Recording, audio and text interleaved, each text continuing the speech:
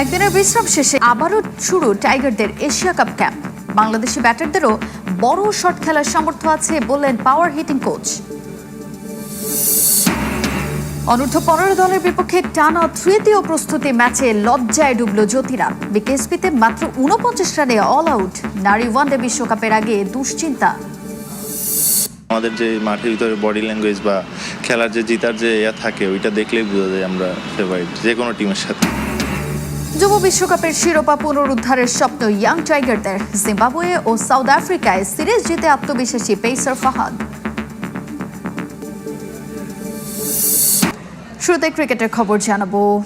একদিন বিশ্রামের পর আজ আবারও শুরু হচ্ছে টাইগারদের এশিয়া কাপ ক্যাম্প। সিলেটে ম্যাচ সিনারিওতে ট্রেনিং করবেন লিটনরা। বাংলাদেশি ক্রিকেটারদের পাওয়ার হিটিং দক্ষতা কম তা মানতে রাজি নন নতুন কোচ জুলিয়ান উড। ক্যারিবিয়ানদের তুলনায় টাইগাররা আকৃতিতে ছোট হলেও বড় শট খেলতে সক্ষম তারা। পাওয়ার হিটিং দক্ষতা বৃদ্ধিতে একটি প্রক্রিয়া নিয়ে কাজ করছেন ইংলিশ কোচ। জাকের আলীর ব্যাটিং মন কেড়েছে জুলিয়ান উডের। শক্তি বাড়াতেই অনুশীলনে ভিন্ন ভিন্ন ইনস্ট্রুমেন্ট ব্যবহার করেন বলেও জানান তিনি। পাওয়ার হিটিং নিয়ে নানা গল্প প্রচলিত টাইগার ক্রিকেটে। ক্যারিবিয়ানদের ব্যাটিং দক্ষতার মতো বড় ছয় হাঁকানোর ক্ষমতা নেই। এসবকে পৌর কাহিনী বলে উড়িয়ে দিলেন টাইগারদের নতুন পাওয়ার হিটিং কোচ জুলিয়ান উড। এটা একটা প্রচলিত গল্প যে বাংলাদেশের ক্রিকেটারদের পাওয়ার হিটিং দক্ষতা নেই। আমার মনে হয় টাইগাররা বড় শট খেলতে পারদর্শী। এটা 2-4 দিনে হবে না, এটা মানসিকতার ব্যাপার। সঠিক টেকনিক প্রয়োগের অভ্যাস করে তুলতে হবে। বাহির থেকে যদি সবাই বলে পারবে না তাহলে নেগেটিভ প্রভাব ফেলবে। প্রক্রিয়া মেনে চলতে থাকলে একটা সময় আত্মবিশ্বাস চলে আসবে, তখন বড় শট খেলতে গিয়ে দ্বিধায় থাকবে না। অনুশীলনে ভিন্ন ধরনের ইনস্ট্রুমেন্ট ব্যবহার করছেন জুলিয়ান উড। ঢাকায় এই ইংলিশম্যানের হাতে ছিল প্রো ভ্যালোসিটি ব্যাট। সিলেটে ভারী হাতুড়ি। ব্যাটারদের শক্তি বাড়াতে ব্যবহার করছেন এসব। প্রথম পছন্দ নয়। এশিয়া কাপের স্কোয়াডে নুরুল হাসান সোহান আর সাইফ হাসানের জায়গা হয়েছে বিকল্প হিসেবে।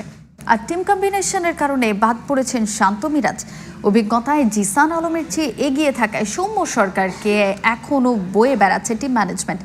ক্রিকেটারদের নিজেদের উন্নতিতে পরামর্শ দিলেন প্রধান নির্বাচক।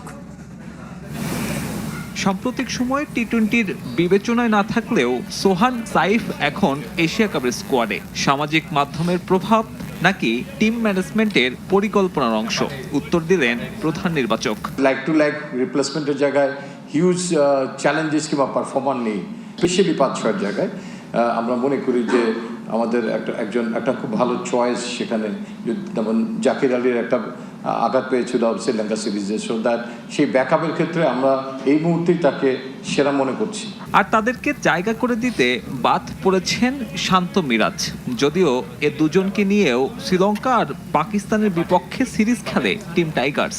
শেষ মুহূর্তে কেন পরিকল্পনায় বদল? যখন তিনি প্রথমে দল থেকে বাদ পড়লেন তখনই শান্তর সঙ্গে আমার কমিউনিকেট হয়েছে। So we are clear about what we are looking for and what he need to do to come back. Sheikh Mahadi is there in 11, so that আমাদের যদি এটা 17 মেম্বার হতো, Mehedi Miraz could be there. Performance না থাকলেও বিবেচনায় আছেন সৌম্য সরকার। আন্তর্জাতিক ক্যারিয়ার 10 বছরের হলেও এই ওপেনার এখনও আস্থার জায়গা তৈরি করতে ব্যর্থ। এশিয়া কাপের আগে গুরুত্ব দেয়া হয়েছে অভিজ্ঞতায়, তাই জিসান আলমকে ছাপিয়ে স্ট্যান্ড বাই তালিকায় জায়গা সৌম্য সরকারের। অনেকটা পরিত্যক্ত ফতুল্লা স্টেডিয়াম। আন্তর্জাতিক মর্যাদা সম্পন্ন এই ভেন্যুতে গিয়ে হতাশ বিসিবি সভাপতি আমিনুল ইসলাম। রোববার ফতুল্লার পাশাপাশি নারায়ণগঞ্জের পৌর স্টেডিয়াম পরিদর্শন করেছেন বোর্ড প্রধান। সেখানে ক্রিকেটের মান উন্নয়নে সুযোগ সুবিধা বৃদ্ধির প্রতিশ্রুতি দিয়েছেন তিনি। 2006 অস্ট্রেলিয়ার বিপক্ষে টেস্টে শাহরিয়ার নাফিজের সেই সেঞ্চুরি আজও স্মরণীয়। স্মৃতির ক্যানভাস রাঙানো ইনিংসের সাক্ষী ফতুল্লা স্টেডিয়াম। ওয়ানডেতে এ ভেন্যুতে নিউজিল্যান্ডকে হারিয়ে রূপকথা লিখেছিল টিম বাংলাদেশ। অথচ বছরের পর বছর ফতুল্লার দুঃখগাথার শেষ নেই। শহীদ রিয়াগোপ স্টেডিয়াম পরিদর্শনে গিয়ে আক্ষেপে পড়েছেন বোর্ড সভাপতি আমিনুল ইসলাম। আমার কান্না পাচ্ছিল যে শাহরিয়ার নাফিজ অস্ট্রেলিয়ার সাথে সেঞ্চুরি করেছিল, আন্ডার-19 ওয়ার্ল্ড কাপের সেমিফাইনাল হয়েছিল, এশিয়া কাপের খেলা হয়েছিল। জাতীয় ক্রীড়া পরিষদের উদাসীনতা দায় আছে ক্রিকেট বোর্ডেরও। সাবেক সভাপতি নাজমুল হাসানের এক যুগে ফতুল্লার অবনতি ছাড়া আর কিছুই হয়নি। যে অবস্থা দেখে আসলাম ফতুল্লা, যেটা আমাদের একটা ন্যাশনাল স্টেডিয়াম, আমার মনে হয় এখানে অনেক অনেক অনেক কিছু করার আছে। টপ এন্ড টি20তে নারায়ণগঞ্জের ছেলে জিসান আলমের পারফরমেন্স দেখে মুগ্ধ বোর্ড প্রধান। তবে জিসানের বেড়ে ওঠা যেখান থেকে, সেই পৌর স্টেডিয়ামে এসে হতবাক আমিনুল ইসলাম। নেই পর্যাপ্ত উইকেট, এমন বাস্তবতায় উইকেট বাড়ানোর প্রতিশ্রুতি দিয়েছেন।